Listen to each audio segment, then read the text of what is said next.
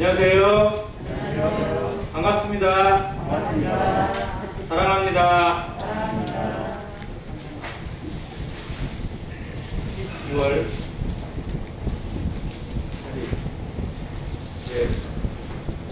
2022년도 열흘 남은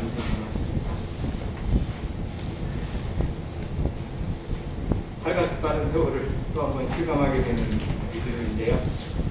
날씨까지 많은 어려움을 주고 있어서 여러 생각이 들곤 합니다. 어려운 환경 속에서도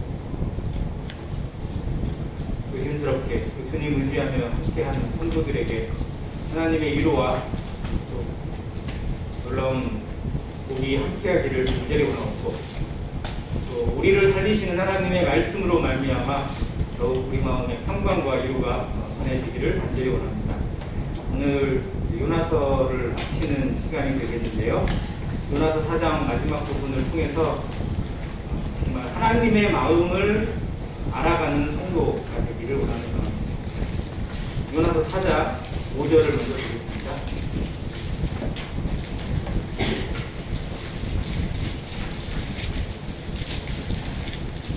요나서 4장 5절입니다. 요나가 성읍에서 나가서 그 성읍 동쪽에 앉아 거기서 자기를 위하여 초막을 듣고 그 성읍에 무슨 일이 일어나는가를 보려고 그 그늘 아래에 앉았다. 4장 초반부에 요나는 하나님께서 진노를 내리지 않고 그 니느웨를 멸망시키지 않고 긍휼을 베푸신 것이 화가 났습니다. 그래서 대단히 성을 냈어요. 왜 이러려고 나를 보내셨느냐? 내가 이럴 줄 알고 안 오려고 했다. 하나님은 정말 긍휼이 많으시고 은혜 인자가 풍부하셔서 아마 그들이 조금이라도 엎드리면 그걸 긍휼히 여기시고 아마 용서하실 것을 내가 아시기 때문에 얘들은 멸망을 해야 마땅한 종족이니까 그래서 안 왔다. 뭐하러 나를 보냈냐? 헛수고하려고 보냈느냐? 이런 식으로 따지면서 하나님께 대항했던 요나의 모습을 볼 수 있습니다. 하나님의 뜻이, 하나님의 처사가 마음에 들지 않는 인생의 모습을 요나를 통해서 또 우리 자신을 통해서 가끔 보게 됩니다. 그런데 이제 이 5장에서는 하나님께서 이 요나의 중심을 다듬고 계시는 과정을 보게 됩니다. 자, 요나는 할 일을 했나요? 안 했나요? 요나가 할 일이 더 남았나요? 안 남았나요? 남았어요? 뭐가 남았어요? 니느웨에 볼 일이 더 있어요? 없어요? 자, 니느웨에 요나가 맡긴 일은 뭐냐면 가서 멸망을 선포하는 겁니다. 네가 멸망을 시키라는 게 아니고 하나님의 멸망이 너희들에게 임할 거다. 준비해라. 회개하라. 이걸 전하는 거예요. 전했어요. 3일길을 하루 만에 갔든지 어쨌든지 간에 전했습니다. 다 했어요. 그러면 누나는 뭐 하면 돼요? 이제 니느웨가 어떻게 되든지 안 되든지 그거는 누구 소관? 하나님의 소관이고요. 자기의 일은 그냥 가면 돼요. 이제 돌아가면 되잖아요. 근데 요나는 돌아가요? 안 돌아가요? 안 가요. 왜 안 갈까요? 끝을 보고 싶은 거예요. 얘들은 어떻게 멸망할까요? 내가 여기서 버티서라도 하나님의 뜻을 꺾어서라도 얘들이 멸망하는 꼴을 봐야겠다. 이런 마음을 가지고 성읍에서 나갑니다. 이 성읍은 멸망할 성읍입니다.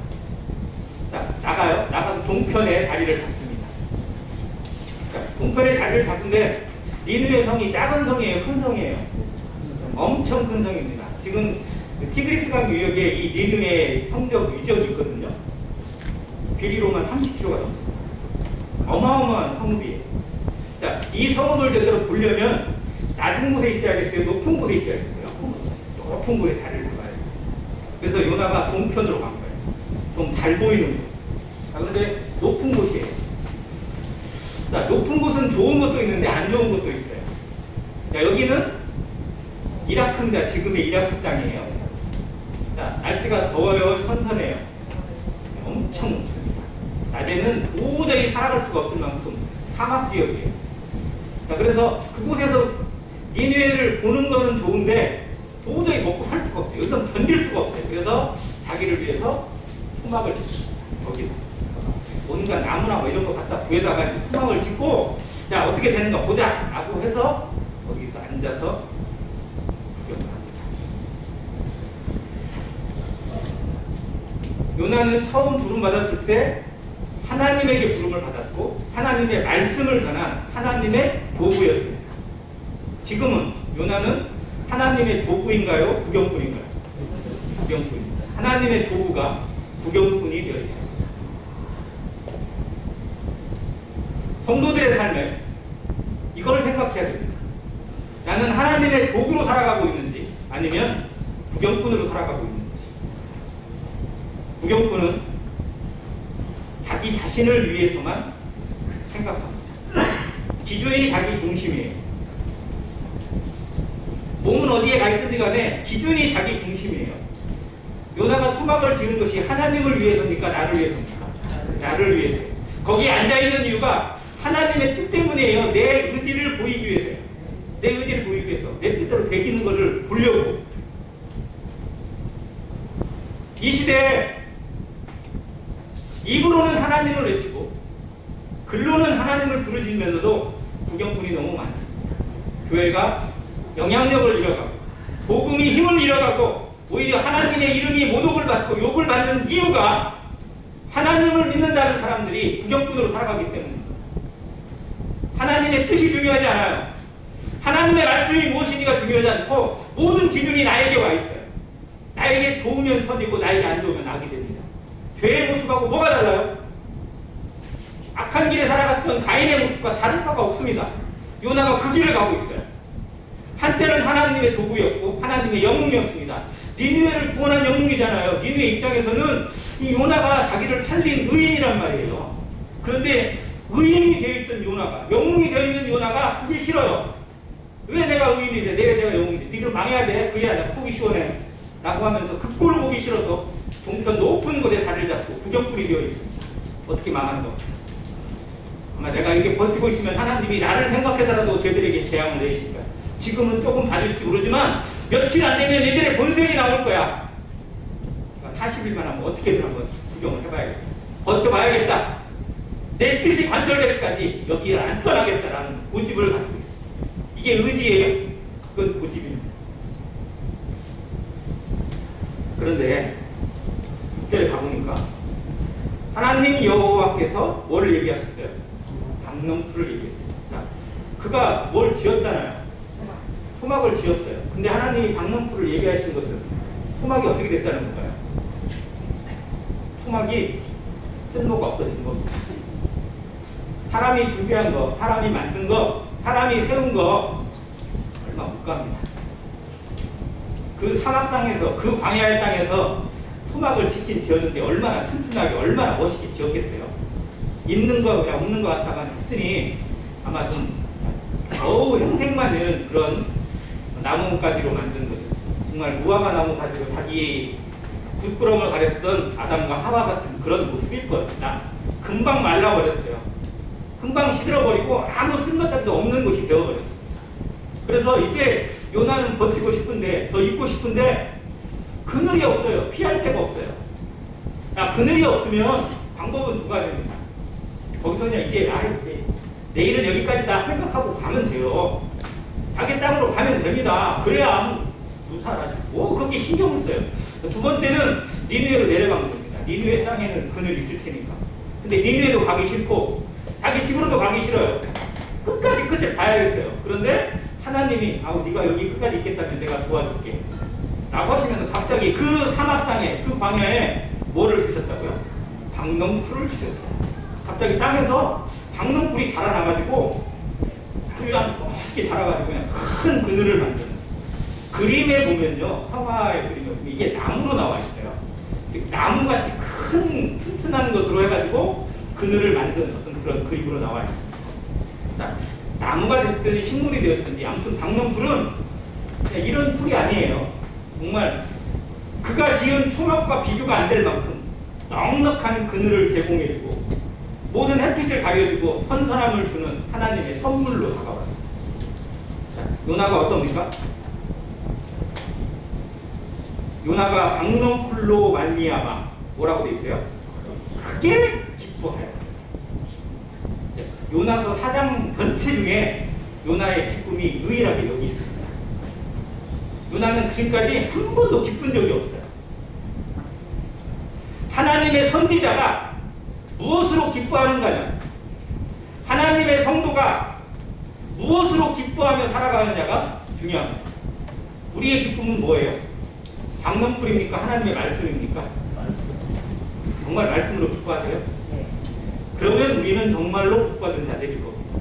요나는 유명한 하나님의 선지자예요. 하나님의 도구였고요. 니느웨의 그 큰 성을 구원한 은인인데 기쁜 게 없어요. 거기에 니느웨가 회개를 하든지 말든지, 심지어 자기가 물고기 뱃속에서 구원받은 때에도 정말로 진정한 기쁨보다는 오히려 그냥 하나님을 깨닫는 정도에 머물렀어요. 그런데 여기에 크게 기뻐했어요. 정말 기뻐했어요. 진짜 하나님 나를 도와주시는구나. 그렇지, 내가 이런 의지를 가지고 있으니까 하나님이 나를 도와주시는 거지 라는 생각 가운데 마치 자기의 뜻이 이루어지는 것처럼 착각하고, 그 하나님이 주시는 그 박능불이 정말 나를 긍휼히 여기시고 나를 기뻐하시는, 나를 여기 보내신 하나님의 마음인 것처럼 착각하고 거기에 기쁨을 뒀어요. 무엇으로 기뻐하느냐는 겁니다. 성도가 무엇으로 살아가는 거냐, 바라보는 눈이 무엇에 있냐는 겁니다. 예배 찬송가 중에 하나님 아버지의 마음이라는 찬양이 있어요. 정말 좀 감동이 되는 찬양인데 가사가 이렇습니다. 아버지 당신의 마음이 있는 곳에 나의 마음이 있기를 원해요. 아버지 당신의 눈물이 고인 곳에 나의 눈물이 보이기를 원해요. 아버지 당신이 바라보는 영혼에게 나의 두 눈이 향하기를 원해요. 아버지 당신이 울고 있는 어두운 땅에 나의 두 발이 향하길 원해요. 하나님이 원하시는 곳에 내 마음이 가 있기를 원하고, 내 눈이 가 있기를 원하고, 내 기도가 가 있기를 원하고, 내 발이 따라가기를 원하는 그런 마음의 복음성가입니다. 그런데 요나의 이 삶을 보면, 요나의 이 행실을 보면 하나님의 마음과는 아무 상관없어요. 하나님의 뜻이 어떠하든지 간에, 하나님의 마음이 어떠하든지 간에 나에게 잘 돼야 선이고 나에게 잘 돼야 기쁨이에요. 세상을 살아가는 사람들의 방식이 이겁니다. 무엇이 나에게 도움이 되는가요? 누가 나에게 도움을 줄 사람인가? 무엇이 나에게 도움이 되는 정도인가? 어떻게 해야 내가 이익을 얻고, 내가 어떻게 해야 잘 되고, 어떻게 해야 성공할 수 있을 것인가? 거기에만 모든 것이 가 있습니다. 하나님의 뜻은 아무 상관없어요. 그래서 하나님도 나에게 도와줘야만 하나님입니다. 나에게 유익을 줘야 교회고, 그래야 좋은 거예요. 정말로 이게 얼마나 무서운지 알아요? 이것이 죄의 근본이요, 교만이요, 하나님을 배신하는 겁니다. 하나님을 모독하는 겁니다. 성도가 구원받고서도 여전히 기준이 내 중심이고 나를 위해서 모든 사람들을 판단하고 선을 긋고 있다면 우리는 구원을 헛되게, 하나님을 욕되게 만드는 것입니다. 정말로 구원받았다는 건 내 뜻이 죽고 내 생각이 사라지고 하나님의 뜻이 서는 겁니다. 하나님의 말씀이 서는 거고, 하나님의 은혜가, 하나님의 복음이 내 삶의 중심이 되어서 나를 움직이는 겁니다. 내 마음의 중심이 하나님과 마음이 합해져가지고 그 예수 그리스도의 사랑으로 변화되어가는 삶을 찾아가는 것입니다. 그것이 나타나지 못한다면, 그 영향력이 사람들에게 드러나지 못하고 그 향기가 나타나지 못한다면 우리가 살아가는 이 인생이 헛된 겁니다. 차라리 구원받은 즉시 하나님 나라에 가는 게 훨씬 나아요. 우리가 살고 있는 이 사회의 삶들이 하나님을 욕되게 하는 부끄러움만 있을 거라면 차라리 우리 기도해야 돼요. 하나님 내 인생을 빨리 거둬가자. 그게 더 맞아요. 그런데 우리에게 기회를 주시는 하나님께서 우리 삶을 통해서 하나님이 나타나기를 원하고, 하나님의 복음이 내 입술 속과 내 발걸음과 내 마음 속에서 나타나서 한 영혼이라도 건짐받고 한 사람이라도 하나님께 돌아올 수 있는 기회를 주고 계시다는 것입니다. 나는 이걸 몰랐어요. 이걸 깨닫지 못했어요. 철저하게 내 생각에 사로잡혀서 얘들은 망해야 돼, 얘들은 없어져야 돼, 그게 우리한테 도움이고 나한테 도움이야, 나는 생각에만 머물러 있었어요. 그런데 하나님이 그에게 박농풀이라는 도구를 통해서 시험하십니다. 자, 박농풀은 요나가 심었어요? 요나가 물을 줬나요? 자라게 해달라고 어떻게 하는지 그가 뭐를 했어요? 아무것도 안 했어요. 그런데 하나님이 그냥 갑자기 생겨나게 하신 거예요. 그 박농풀을 보면서 요나는 박농풀이 어떻게 생긴 것인지, 하나님이 이것에 얼마나 은혜를 주셨는지는 생각하지 않고 나에게 도움인가, 나에게 도움이 되니까 기뻤어요. 기쁨의 근원을 하나님에게 주지 않고 나에게만 주는 결과입니다. 자, 누군가를 만났어요. 길을 가다 만났든지 나랑 접촉하는 사람들이 항상 있게 마련입니다. 세상 사람이든 누구든. 근데 그 사람을 만나서 그 사람과 뭔가 같이 교제하고 뭐 하는 가운데서 나에게 경제적으로든 뭐든 막 큰 이익을 주죠. 그 사람은 정말 나에게 복덩어리다. 이 생각이 드는 거죠. 그런데 그 사람이 그렇게 나에게 도움을 주고 뭔가 하는 것이 실상은 사기치기에서 온 것일 수도 있잖아요. 그 뿌리는 알 수가 없는 거잖아요. 그 근거는. 그런데 하나님이 나에게 생각하게 하시는 그런 것들은 깨닫지 못하고 결과만을 놓고 볼 때 요나 같은 삶, 밑바닥이 그냥 보이는 삶을 살아갈 수 있다는 것입니다. 그 다음 날 있으면 7절 같이 읽겠습니다. 시작. 하나님이 벌레를 예비하사 이튿날 새벽에 그 방문풀을 발광하게 하시니 시전이다. 자, 방문풀은 누가 주셨죠? 하나님. 자, 그런데 벌레는 또 누가 주셨어요? 병 주고 약 주고. 아니, 약 주고 병 주고네요, 거꾸로. 이게 무슨, 요나의 입장에서 한번 볼게요. 그 뜨거운 날, 자기가 만든 수막이 그냥 다 시들어가지고, 가야 되나 말아야 되나 이제 고민하고 있는데 갑자기 방문풀이 나와가지고 막 한사람 너무 튼튼해 보이는 거예요. 정말 막 그냥 탄탄한 그런, 그러니까 얼마나 굵고 얼마나 단단했는지 알 수 없어요. 근데 아무튼 자기가 생각할 때는 40일은 너끈하게 보낼 것 같은 그런 방문풀이 딱 예비돼 있어요. 그것도 적당한 높이의 그늘을 만들어서 시야를 가리면 안 되는데 시야도 안 가려. 그늘을 쫙 펴가지고 마치 천막으로 가려놓듯이 가려놓고 니느웨 땅을 바라볼 수 있도록 좋은 걸 만들어놨는데 자꾸 아침에 딱 일어났는데 갑자기 바뀌었어요. 어떻게 됐어요? 어디서 막 벌레가 한 마리 기어나와가지고 그냥 싹 갉아먹어버렸어요. 아무데도. 그래서 이 방문물이 어떻게 됐다고요? 그대로 다 시들어버렸어요. 죽어버렸어요 그냥. 그런데 그 다음에 또 하나가 옵니다. 8절. 해가 뜰 때에 하나님이 뭘 예비하셨고? 뜨거운 동풍을 예비하셨고. 하나님 진짜 해도 너무하네.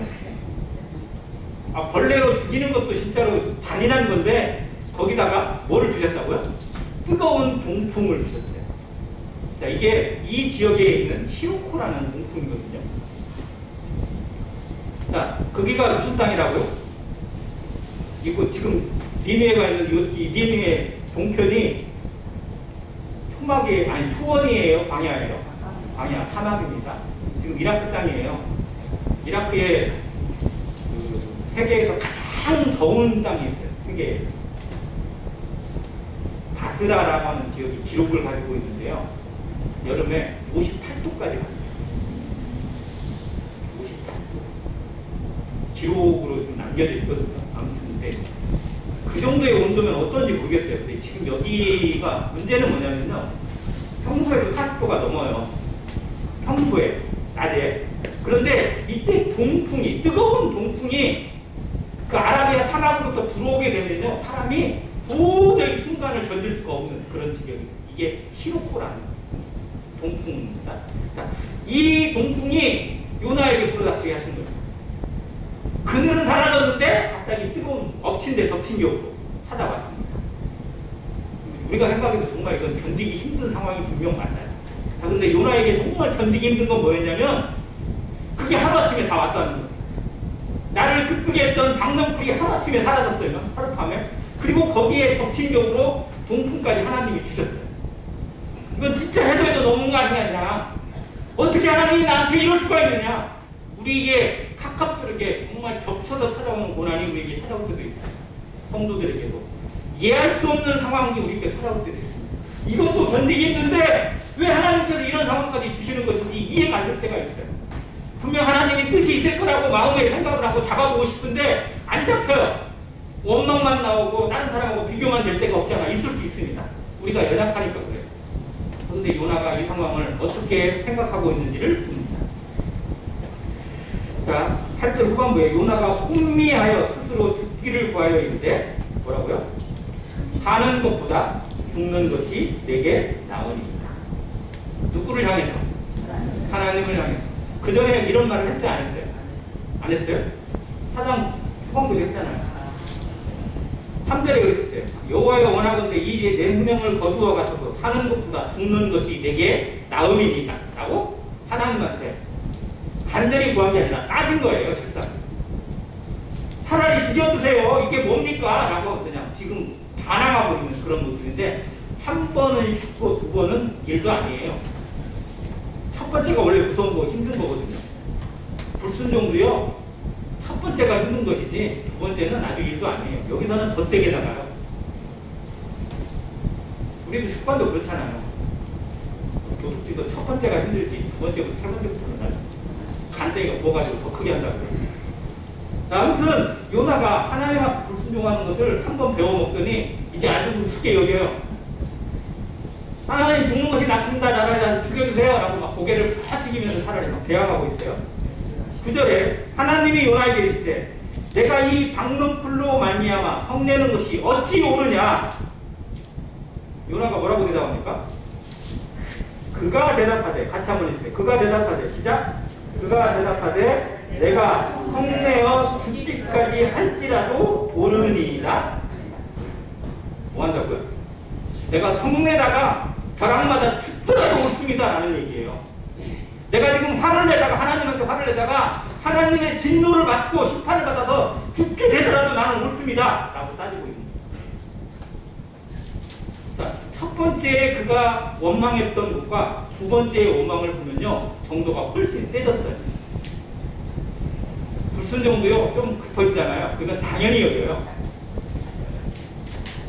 성도들의 삶을 한번 들여다보세요. 우리의 중심이 얼마나 쉽게 무너지는지. 처음에 모임에 참석을 못하게 되는 상황이 그냥 부어지지 않아요. 뭔가 사연이 있어요. 그런데 그게 조금 굳어지잖아요. 그러면 가는 게 이상해질 때가 있고, 가는 것이 막 무슨 대단한 일을 한 것처럼 착각을 할 때가 있어요. 내가 진짜 이런 상황을 듣고 내가 하나님 앞에 나오고 예배하러 나온 거야, 이런 착각을 스스로 할 때가 있다니까요. 안 가는 것이 당연한 것처럼 여겨질 때도 있어요. 이게 사람이 정말로 마음이 간사한 겁니다. 요나가 이런 사람은 원래 아니거든요. 그는 하나님 앞에 유명한 선지자였어요. 이스라엘을 위해서, 자기 고국을 위해서 정말 놀라운 예언을 했고요. 백성들에게 환영받고 박수받던 그런 선지자였습니다. 그러니까 이곳까지 보내신 거죠.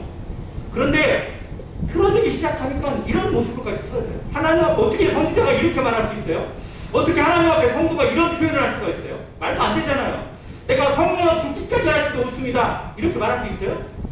그런데 우리의 마음에서 하나님을 향한 원망이 있고 다른 성도를 향해서 원망이 쏟아지기 시작하면 이런 생각이 우리 가운데 스며들어옵니다. 죄악을 방치하게 되면요, 죄가 우리를 먹어버려요.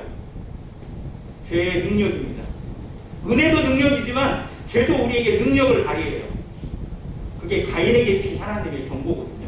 창세기 4장에 보면 가인이 하나님 앞에 화를 냅니다. 뭐 때문에? 내 제사를 받아주지 않은 것 때문에. 동생 건 받아놓고 내 거는 거절하신 것에 대해서 화가 났어요. 얼굴이 붉으르 보였어요. 화가 났어요. 당장 어떻게 터질 것 같아요. 그때 하나님이 가인에게 나타나셔서 말씀하십니다. 네가 얼굴이 붉어지면, 네가 얼굴이 화를 내면 어찌미냐.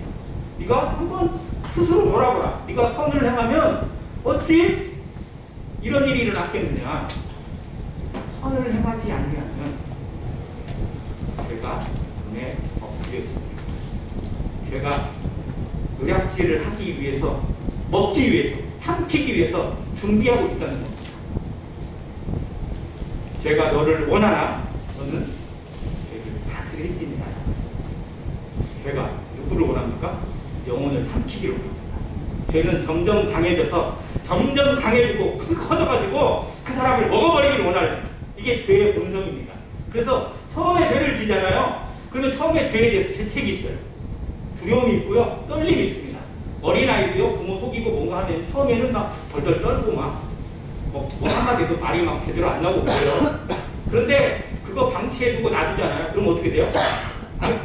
엄마 아빠는 모르는가 보다. 당연하듯이 이렇게 생각하게 돼요. 당당해져요. 죄가 그 사람을 먹어버리는 과정입니다. 가인에게 그 분명히 경고하셨어요. 죄가 너를 원하나 너는 죄를 다스리지. 그런데 이 요나도 마찬가지예요. 첫 첫 번째 하나님한테 항변했을 때는 네가 성내는 것이 어찌 합당하냐라고 했을 때는 아마 찔리였을 거예요. 내가 지금 이렇게 말하는 게 맞나? 내가 이렇게 말해도 되는가? 이런 생각이 있었을 거예요. 그런데 박농풀을 한번 탁 당하고 나서는 그게 완전히 이성을 잃어버렸어요. 그러더니 지가 무슨 말을 하고 있는지도 몰라. 그렇게 말하는 것이 얼마나 하나님 앞에 잘못된 것도 깨닫지 못하고 이렇게 함부로 말합니다. 성도에게서 있어서는 안 되는 모습이지만 성도가 자기 생각에 사로잡히고 자기 죄에 사로잡히잖아요. 불신자보다 더한 모습이 나옵니다. 수없이 경험을. 제가 참 안타깝게도 모임에 오는 모든 공문을 제일 먼저 받습니다. 그런데 좋은 공문들이 많죠. 되게 복음 집회도 하고 성도 집회도 하고 결혼식도 하고 뭣도 하고 캠프도 하고 이런 집회가 이런 공문이 거의 90몇 %예요. 그런데 가끔씩 서로 싸우는 공문이 올 때가 있어요. 하도 답답하고 화도 나고 정말 부끄러워서 거기다 게시를 못 하겠어요.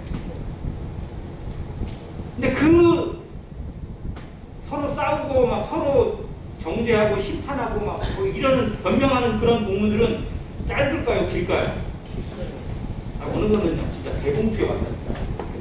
꾸준히 딱 찍어가지고 왔어요. 열 몇 장이더라고. 제가 읽어보니까 열 몇 장이 왔어요. 근데 내용이 뭔지 아세요? 나는 옳다 얘는 틀렸다라는 거예요.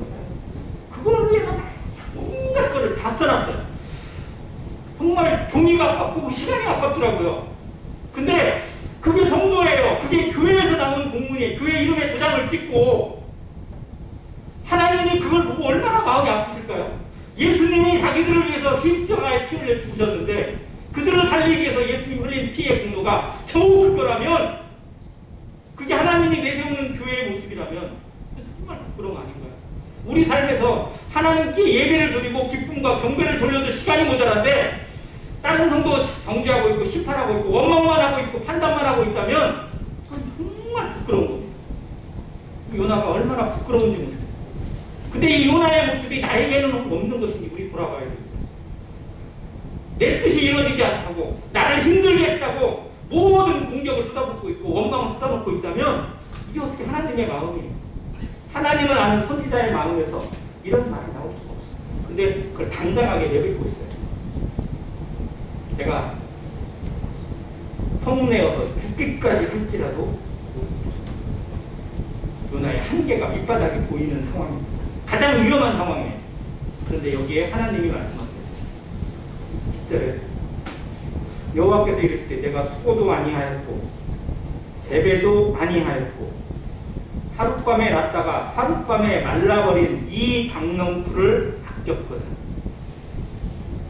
하물며 이 큰 성읍 니느웨에는 좌우를 분별하지 못하는 자가 12만여 명이요 가축도 많이 있나니 내가 어찌 아끼지 아니하겠느냐.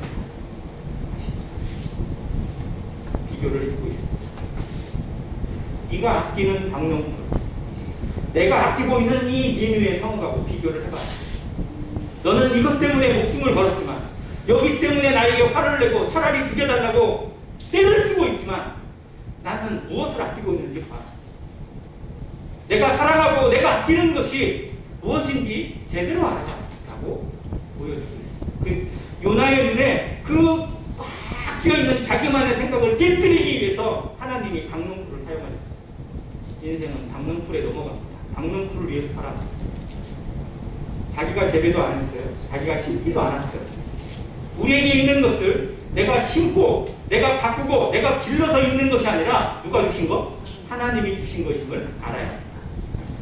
자, 그러면 여기서 말하는 박농풀은 우리 모습에서 주로 어떤 걸까요? 하룻밤에 났다가 하룻밤에 사라져버리는 것들. 뭐가 있어요? 주로 그런 것들이. 우리가 눈에 보이는 것들이 다입니다. 재물, 지식, 명예, 가족, 또 우리의 취미들 모든 것들이에요. 심지어 우리의 생명까지도 마찬가지입니다. 야고보서에 이렇게 말씀하셨어요. 그런데 너희 생명이 무엇이냐? 너희는 잠깐 보이다가 없어지는 안개다. 하나님 앞에서 이 생명도 영원한 게 아닙니다. 우리의 목숨도 잠깐 있다가 없어지는 거예요. 하물며 우리 손에 쥐고 있는 것들, 우리가 자랑스러워하고 우리가 기뻐하고 우리에게 기쁨을 주는 것들 잠깐 있다가 없어지는 겁니다. 하나님 앞에 정말 어떻게 보면 아무것도 아니에요. 눈에 보이는 것은 잠깐이요. 보이지 않는 것은 영원하게 있습니다. 근데 우리는 무엇에 넘어가요? 보이는 것에 넘어갑니다. 보이는 것에 목숨을 걸고요. 보이는 것 때문에 목숨을 걸어가고 살아갑니다. 심지어 보지 못하고 보이지 않는 영원한 것을 가지고 있다는 성도들도 보이는 것에 마음을 빼앗기고 중심을 빼앗기고 그의 인생을 거기다 낚시하는 경우도 있지 않습니다. 교회가 무엇을 위해 살아가갑니까? 성도가 무엇을 위해 살아가야 됩니까?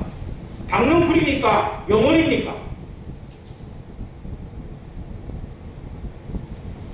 요나서는 우리에게 결말을 보여주지 않습니다. 결말이 안 나와요. 요나가 어떻게 됐는지가 안 나와요. 근데 어떻게 됐을 거라고 생각되세요? 요나가 깨닫고 회개를 했을까요? 아니면 끝까지 자기 고집을 부렸을까요? 우리는 그렇게 생각을 합니다. 그런데 왜 요나가 깨닫고 회개하고 돌아가니라 이렇게 기록을 해주면 편한데 왜 안 하셨을까요? 그게 중요한 게 아니에요. 요나서는 요나에게 주는 말씀이 아니라 누구에게? 우리에게, 나에게 주시는 말씀. 요나는 어떻게 했든지 간에 나는 어떠냐? 하나님의 말씀은 그 사람이 그 시대가 중요한 게 아니고 지금 나에게 말씀하시는 이 시대에 나는 어떠한지를 살펴보라고 주시는 겁니다. 베드로에게 말씀하셨어요. 자, 요한복음 마지막 부분에 보니까 베드로가 뭐라고 있고 요한이 둘이 나옵니다. 그런데 베드로가 막 얘기하니까 네가 삐끼고 뭐 어쩌고 나중에 다닐지라도 나중에는 팔을 벌리게 될 것이다 라고 하면서 어떠한 죽음을 당하게 될 것인지 하나님이 말씀해 주신 거예요. 그랬더니 베드로가 내가 팔을 벌리고 죽는다. 그럼 딴 사람 애들이 그러면서 궁금한 게 누가 궁금한 거예요? 예수님 바로 옆에 숨어가지고 막 거기 숨어가지고 이러고 있는 요한이 궁금한 거예요. 왜? 일종의 경쟁자고 동료이긴 하지만 요한과 야고보는 베드로와 이 요한은요 진짜 원래부터 잘하는 동료예요. 그러니까 근데 나이는 누가 많을까요? 나이는 누가 많은 것 같아요? 베드로가 많습니다. 요한이 제일 어린 사람이라고 알려져 있어요. 자, 근데 항상 예수님 품에 누가 있어요? 요한이. 아니 나도 수제자고 나도 정말 모든 곳에 가는데 쟤는 맨날 거기 품에 앉아가지고 예수 딱 나가고 있고 막 그러니까 조금은 좀 얄미웠어. 근데 갑자기 자기는 십자가에 못 박혀 죽고 팔을 벌려서 죽는다고 순교를 하게 될 거라고 예수님이 말씀하시니까 불현듯 그럼 쟤는 어떻게 되지? 궁금했어요. 쟤는 어떻게 됩니까? 라고 물어봐요. 그러니까 예수님이 뭔 상관이 있냐? 그를 내가 올 때까지 두게 할지라도 너랑 무슨 상관이야? 너는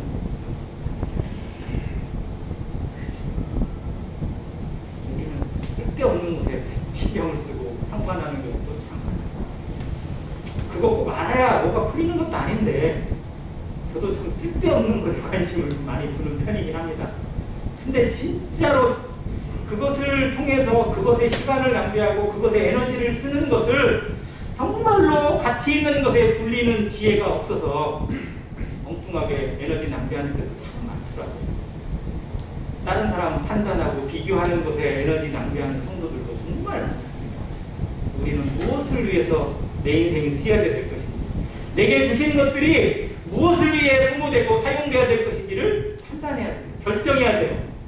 오늘 하루를 통해서 하나님 앞에 기도하고 감사할 때 내 인생이 어떻게 쓰임받기를 원하는 기도가 되는지를 결정해야 됩니다. 정말 방명풀에 우리 인생이 소모되어지는 시간이 아니라 하나님이 바라보시는 영혼에게 내 인생이 소모되고 내 에너지가 소모되고 내가 가지고 있는 재물과 시간들이 쓰여지기를 원하는 기도가 우리 가운데 나타나기를 하나님이 기다리세요. 하나님의 마음에 합한 사람을 하나님은 찾고 계십니다. 그래서 그런 사람을 만났을 때 기쁘시는 거예요. 다윗을 만났을 때 왜 하나님 기뻐하셨어요? 내가 이세의 아들 다윗을 만났니 내 마음에 합한 사람이라 내 뜻을 다 이루어주리라 라고 하셨어요. 그에게 하나님의 뜻을 이루고 싶으신 거예요.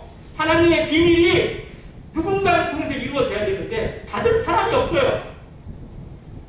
눈을 들어 밭을 보라 희어도 추수하게 되었도다. 추수할 것은 많대 일꾼이 없어요. 다 자기 일에 바빠요. 자기 생각으로만 살아가요. 하나님의 일에 쓰임 받겠다고, 내 시간을 드리겠다고, 내 인생을 바치겠다고 찾아오는 사람이 없어요. 이 시대가 지금 그런 시대입니다. 자기 딴에는 부자고 자기 딴에는 넉넉한 라오디게아 교회가 실상 하나님의 일에 이만큼도 자기를 쓰지 않아요. 안행교회는 하나님의 일에 얼마나 부름받고 있고 나를 얼마나 드리고 있는지 돌아봐야 됩니다. 마지막 시대를 살아가는 성도의 삶에 나는 박노플로에 살아가는 성도인지 인류의 영혼을 아끼고 그 하나님의 마음으로 살아가는 성도인지 돌아봐야 됩니다. 하나님이 물으실 겁니다. 너는 무엇에 내 인생을 드렸느냐? 너는 무엇에 내 재물을 드렸고 무엇을 위해서 내 시간을 드렸느냐? 라고 묻고 계십니다. 나는 분명 아마 깨달았을 거라고 저는 생각합니다. 나는 깨달았는지, 나는 회개했는지, 나는 돌이켰는지 우리 자신에게 묻기 바랍니다.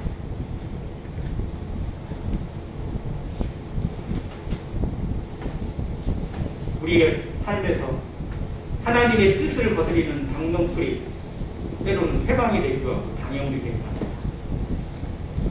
사도 바울은 자기 생에 좋은 것들이 많았어요. 좋은 배경도 있었고 좋은 지식도 있었고 그리고 열정도 있었습니다. 그런데 그것이 하나님의 일에 도움이 될 줄 알았는데 막상 그리스도께 부름받고 나서 그리스도의 영광을 위해 살아가는 삶을 살다 보니까 다 걸리는 것들이 그것 때문에 오히려 하나님을 의지하지 않고 그것 때문에 오히려 말씀을 의지하지 않게 되는 자기 습관이 나오게 되는 걸 깨달았어요. 그래서 내게 유익하던 것들을 오히려 그리스도를 위하여 해방물로 해방이 되는 것으로 깨닫게 되었어요. 나중에 그것을 어떻게 돼요? 배설물로 이깁니다. 이걸 버려야 하나님이 서는 것을 알게 되었어요. 이것이 깨져야만 하나님이 나타나는 것을 배웠습니다. 자기 몸에 사단의 가시를 주신 이유를 깨닫게 되었을 때 그는 온전히 하나님만 의지하고 바라보는 자가 될 수 있었어요. 매일매일 찾아보는 고난을 통해서 하나님이 그걸 주신 이유를 분명히 알게 되었어요. 오직 누구만 의지하게? 하나님만 의뢰하게 하기 위해서 그렇게 하셨다는 걸 깨닫게 되었어요. 그래서 평강을 잃지 않았어요. 우리 모임에 여러 정말 믿음의 선지들 중에 유명한 사람들이 많은데 29살에 저 하나님을 모르는 이방 동족을 위해서 선교를 준비하다가 복음 한마디도 전하지 못하고 준비만 하다가 창에 찔려 죽은 선지자 선교사가 있습니다. 짐 엘리엇이라고 알려져 있습니다. 몇 살에 죽었다고요? 29에 죽었습니다. 그가 힐튼 대학교를 수석으로 졸업한 영재였고요. 그 대학교에서 그에게 교수직을 제안했습니다. 당신 같은 사람은 우리 학교에서 정말 일할 준비되어 있는 사람입니다. 근데 그 학교가 어때요? 기독교 학교예요. 기독교를 위해서 세운 기독교 교회가 세운 학교고요. 기독교도들을 양성하고 가르치는 학교입니다. 그러니까 보람 있는 일을 하는 거예요. 정말 하나님의 영광을 위해서 일할 수 있는 모든 것들이 갖춰졌어요. 그런데 그는 청년 학생 때부터 기도한 게 있어요. 나를 어디로 보내달라고요? 에콰도르에 있는 아우카부족에게 보내달라고 기도를 했었어요. 그리고 그 기도를 위해서 살아가겠다고 자기 스스로 다짐을 했었어요. 결혼을 했어요. 아기를 낳았어요. 자, 자기 가정을 돌보아야 되고 자기 자녀를 잘 양육하기 위해서 그는 안정적인 직업도 필요했습니다. 그런데 그가 하나님 앞에 기도했던 그 기도의 제목을 꺾을 수가 없었어요. 그래서 아내를 설득했습니다. 그리고 그 아내와 어린 자녀를 데리고 에콰도르로 날아갔습니다. 거기서 동료 다섯과 함께 1년 동안 준비를 했어요. 철저하게 준비를 하고 어떻게 그들을 접근하고 어떻게 할 것인지 연구하고 하면서 수시로 가서 그들에게 음식을 나눠주고 또 다른 걸 던져주고 생활의 물품들을 던져주면서 우리가 누구다, 우리는 당신들에게 좋은 것을 주기 위해서 온 하나님의 사람이다라는 걸 몇 번씩 시험을 했어요. 그렇게 한 다음에 결정을 하고 갔습니다. 그래서 모래톱에 자기의 비행기를 내리고 그들에게 찾아가려고 할 때 그들 중에 젊은 청년들의 무리가 찾아왔어요. 마치 자기들을 환영해서 온 줄 알았는데 그들은 오히려 자기를 죽이러 왔어요. 근데 그들이 총을 들고 있었어요. 총을 갖고 있었어요. 근데 이 총은 맹수들을 쫓아내기 위해서 준비했던 것이지 자기들이 영혼을 전할 그 아우카 부족을 향해서는 단 한 발도 쏘고 싶은 마음이 없었어요. 그래서 창을 던지고 활을 쏘는 그들에게 단 한 발도 총을 쏘지 않았습니다. 5명 다 거기서 죽었어요.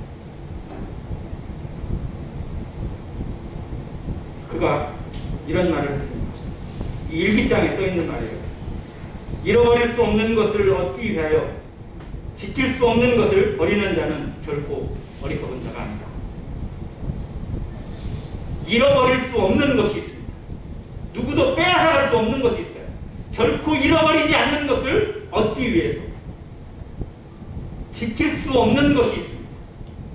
내가 지키고 싶어도, 내가 어떻게 하고 싶어도 지킬 수 없는 것, 그것이 이 짐 엘리에게는 자기 목숨이었어요. 자기 생명이었어요.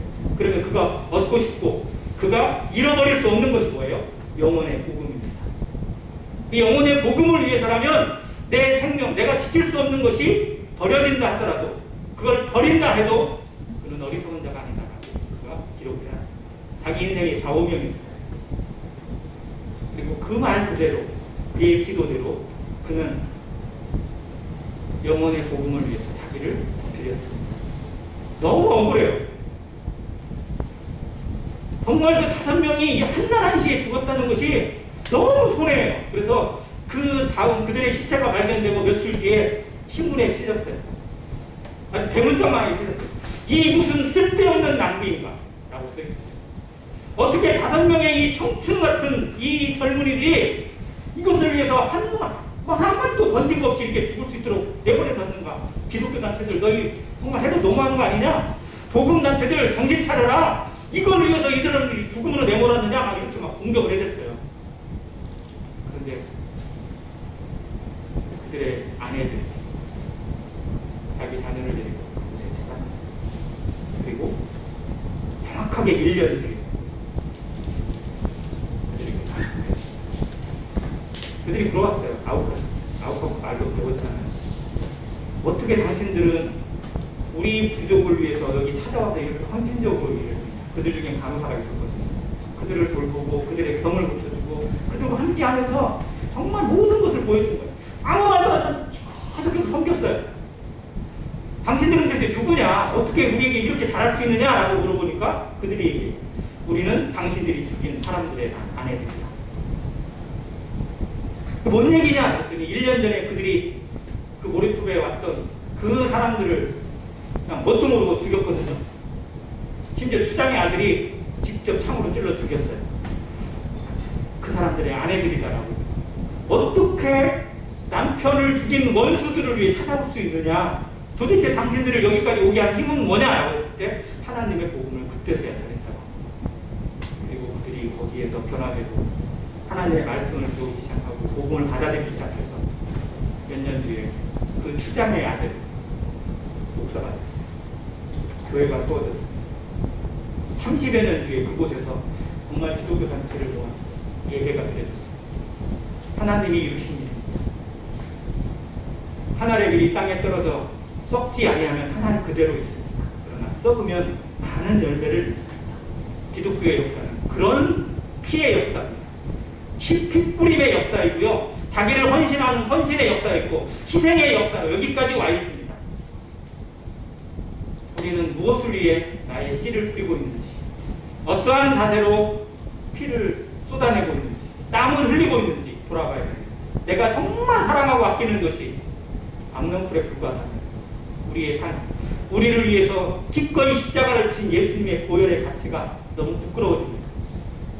정말 영혼의 가치에 우리의 삶을 걸어가는, 그래서 보이지 않는 영원한 것을 향해 찾아가는 진짜 성도다운 삶, 영혼의 가치를 제대로 누리고 보여주는 멋있는 삶이 되기를 간절히 바랍니다. 요나서를 통해서 하나님의 마음을 그만큼이라도 닮아갈 수 있고 배울 수 있는 성도가 되기를 바랍니다.